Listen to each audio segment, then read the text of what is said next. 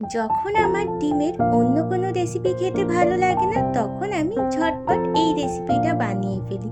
Hello everyone, আমি রিয়া। আজকে আমি তোমাদের কাছে নতুন একটা রান্নার রেসিপি ভিডিও নিয়ে চলে এসেছি। প্রায় আমাদের সব বাড়িতে ডিমের এই রেসিপিটা হয়ে থাকে, কিন্তু আজকের আমি এই রেসিপিটা একটু অন্যরকম করে বানাবো। এর জন্য আমি প্রথমে 4টে ডিম নিয়েছিলাম, আর এর মধ্যে দিয়ে দিলাম স্বাদ মতন নুন। তারপর ডিমটাকে ফাটিয়ে নিলাম। এরপর কড়ার মধ্যে অল্প একটু দিয়ে দিলাম সাদা তেল। তারপর ফাটিয়ে রাখা ডিমটাকে দিয়ে দিলাম। এরপরে ডিমটাকে হালকা ফ্রাই করে ভুজিয়া মতন বানিয়ে নিতে হবে। একদম বেশি ফ্রাই আমি করিনি, কিন্তু এর মধ্যে দিয়েছিলাম আরেকটা জিনিস, সেটা হলো বাটার। একটা কিউব মতন বাটারটা দিতেই হবে, তাহলে খুব ভালো লাগবে। এরপরে ডিমের ভুজিয়াটা হয়ে গেলে একটা জায়গায় তুলে রাখতে হবে। তারপরে সেই কড়ার মধ্যে দিয়ে দিতে হবে অল্প একটু সাদা তেল, গোটা জিরে, গোটা গরম মশলা দিয়ে একটুখানি ফ্রাই করে ভেজে নিতে হবে।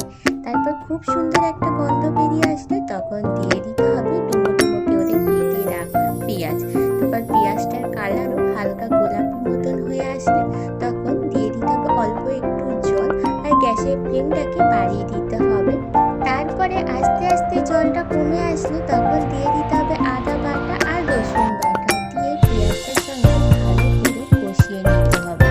তারপরে দিয়ে দিতে হবে অল্প একটু লঙ্কা কুচি, 1 চামচ মতো হলুদ গুঁড়ো আর 1 চামচ মতো লঙ্কা গুঁড়ো দিয়ে মশলাটাকে আবারও ভালো করে কষিয়ে নিতে হবে।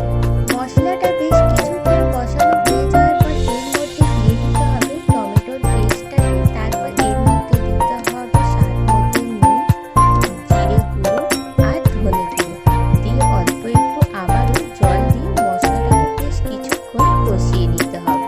সব ধরনের মশলা দেওয়ার পর মশলা কষানো হয়ে গেলে এর মধ্যে যখন তেল ছেড়ে আসবে তখন দিয়ে দিতে হবে পরিমাণ অনুযায়ী জল, আর জলটা ফুটে যাওয়ার পর দিয়ে দিতে হবে ভেজে রাখা ডিমগুলোকে।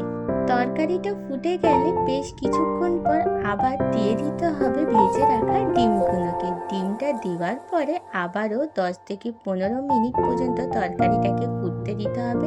তারপরে ওপর থেকে ছড়িয়ে দিতে হবে গরম মশলার গুঁড়ো আর কাসুরি মেথি, আর দিয়েছিলাম আমি ধনেপাতা কুচি। দেওয়ার পরে 1 চামচ মতন আবারও আমি বাটার দিয়েছিলাম। বাটার দেওয়ার 2 থেকে 3 মিনিট পর তরকারিটাকে নামিয়ে নিতে হবে। তারপরে আমাদের রেডি হয়ে যাবে এগ বাটার ভুজিয়া। আমার যখন ডিমের অন্য কোনো রান্না খেতে ভালো লাগে না, তখন কিন্তু আমি ঝটপট এই রেসিপিটা বাড়িতে বানিয়ে ফেলি।